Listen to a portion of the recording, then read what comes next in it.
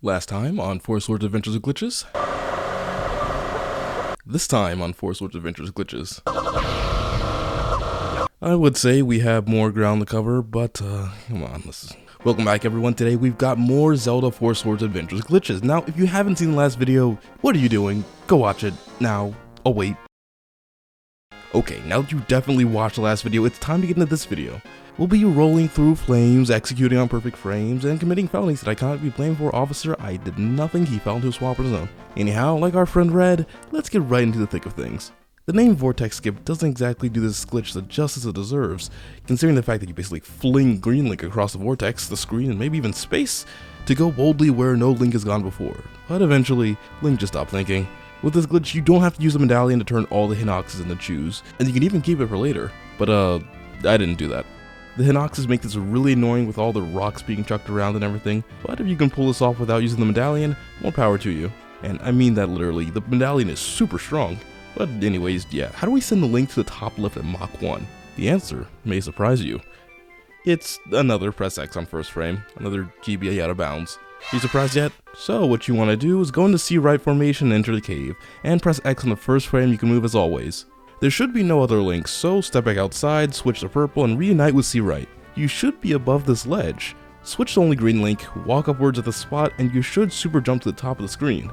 If it didn't work, switch back to one of the other links, reunite, and separate them again for another attempt. Otherwise, if you did make it, just walk upwards and you should be on the next screen.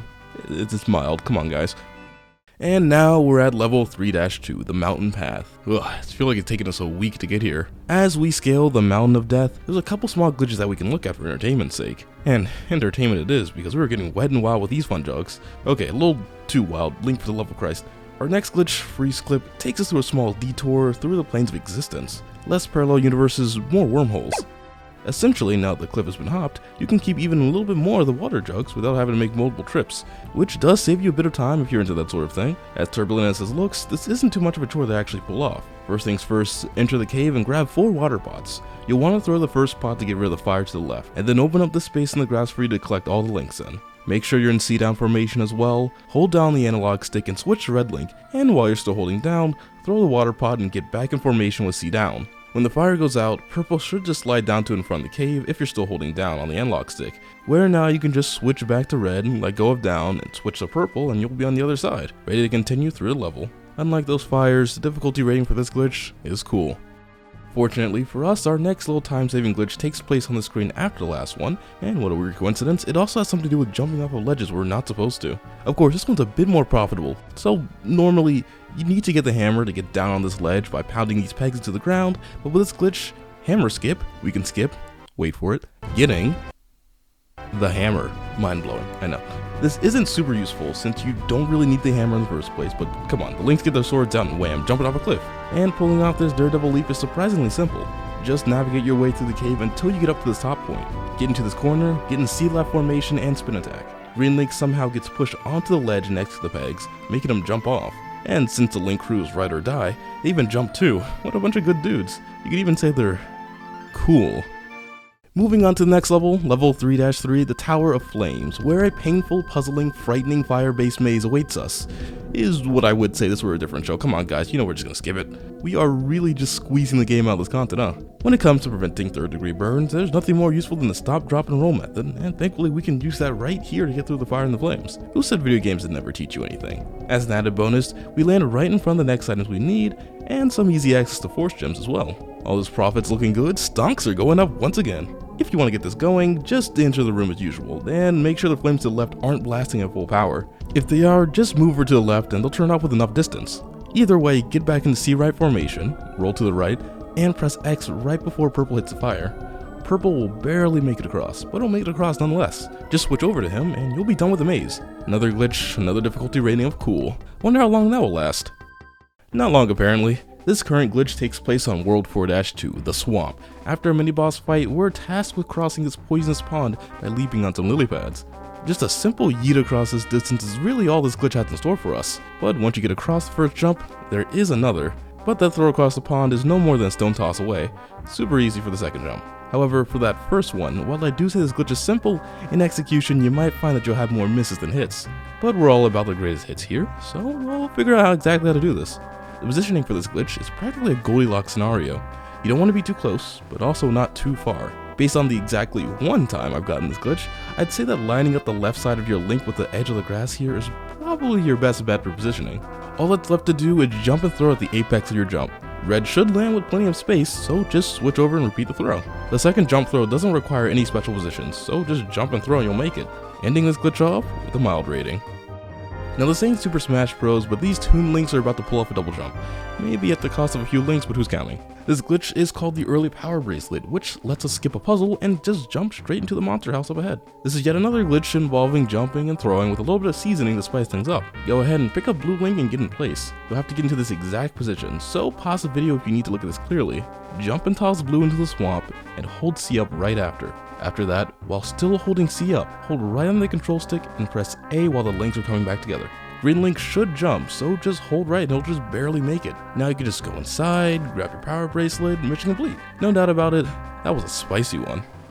This time, we're jumping all the way over to level 5-3, the Temple of Darkness, where yet another hop and swap and rolling glitch awaits us. By using Link's ability to come together and roll at the same time, you can skip these bumper guys entirely and get straight into the Phantom Ganon boss. This does have its risks though, as you can lose a bunch of health if you fail this, which isn't very hard when this consists of mainly rolling into the abyss and hoping just one of them makes it across. Also, those bumper guys are really annoying and can seriously do a number on your health if you're not watching out for little menaces. But this is called Bumper Guy Skip for a reason, so now I'll tell you how to do this without having to destroy each and every one of them, despite how much better it would be if they didn't exist. Can you tell I don't like them? So, you'll want to enter the room in C-down formation, get back in C-down formation after entering, and then leaving all the links there except for Red, who you'll want to take to this corner right here. Get him as close to the edge as you can, then hold C right and hold up right-ish, and mash the roll as much as you can.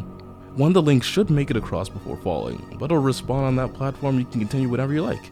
Despite that looking like a mess, it's actually a little worse than that, since it's a little inconsistent if you don't have the roll timing down. So with all that said, I'll be giving this glitch a spicy difficulty rating. Here we are in level 6-1, where our little bizarre adventure takes us to the Desert of Doubt. It's not Egypt, but there is a pyramid here that we can push using the power of teamwork. Although I don't think that's the direction we're intended to push it to. Normally, when doing this level, this pyramid, as with most pyramids in the real world, is only supposed to be pushed towards the east. Unfortunately for them, but fortunately for us, the architects had a bit of oversight on their hands, and it turns out you can push the pyramid downwards. So much for the ancient geniuses, but I don't think any sane person thinks 4 kids in colored tunics could push one of the ancient wonders of the world, especially with a method that's so simple to pull off anyways. Obviously, you'll want to start off with your links up against the left side in C-down formation. Strangely though, you'll want to push against the upper pyramid, and once you've got your links in the pushing animation, switch to C-right formation and then hold the control stick down. And like a glacier, the big rock will move down ever so slightly, allowing you to continue into the stage. While this glitch may take place in desert, I'll be giving it a cool rating. No rivers here, just more floating link glitch in the desert. But man, is it so useful here. This part of the level has many invisible pitfalls you can find yourself falling into if you're not careful, but if you're above the ground, it actually completely negates it. Plus, got an action puzzle where you should avoid vortexes and cacti? Just walk over the thing, thorns and all.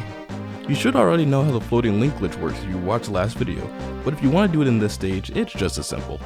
Just grab one of those rocks with any other link than green, and with the Pegasus boots, ram to the wall. And when the link holding the rock is high up in the air, switch to the next link by pressing X. The link will be up in the air, so you can just switch over and do as you want. I find it the most useful at the cactus area, plus you can just kind of walk out of bounds here? I don't exactly know the full extent of this glitch, but I am more than interested in finding out. But besides all that, once again I'll be giving this glitch a cool rating. And here we are, the final world in this game, starting things off with the first level, level 8-1, Realm of the Heavens. With this glitch, we'll be immediately dying. At a certain point in this level, there's a Dodongo fight which is long and kind of boring. Unfortunately, the exit is blocked by flames that don't smolder out until the last Dodongo's been done in. And as much as I'd love to bomb some Dodongos, I think a much better solution would just be to skip the fight.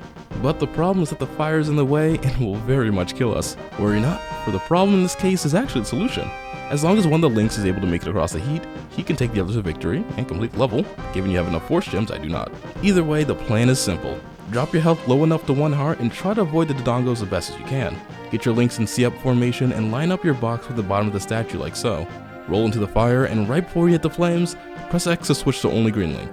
If you lined it up just right, red link should be inside the firewalls, so you can just switch over and most of the time he should be popped down the other side, possibly taking some damage, but beyond that you can just bring the rest of the links over, and if you can finish the level. Just hope that you didn't lose too many force gems on this glitch though. Can you tell who did?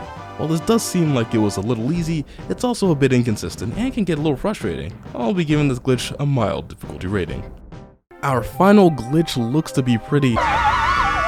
Yeah, it looks like we're in for a bit of a time, so let's see if we survive. Right here is elevator skip, and as you can see, this will take you across the skies using multicolor link technology, really only for the express purpose of hitting a button, but it still looks cool, so we're gonna do it. Normally in this part of the stage, you need to get on the elevator, dodge the fire, and make your way to the button to deactivate the fire gate. That's boring. I don't want to do that. So instead, we're going to use a glitch called Wallless Formation Hover to start our flight. What you'll want to do first is move your links to this spot on the cloud. You want to be just lined up so the top of Link's hitbox is below the statue's bottom, so that they all don't get stuck on it later. Wait for the fire here to be close to stopping, and then hold C right and roll to the right, and you should be in Formation Hover. Once you're at the wall, just jump slash and it should activate the button. Just press X to do that, and you should be able to progress as normal. All in all, not too hard, not too easy. So I can leave you off with a spicy one. Now you might be asking yourself, is that really it? Yeah,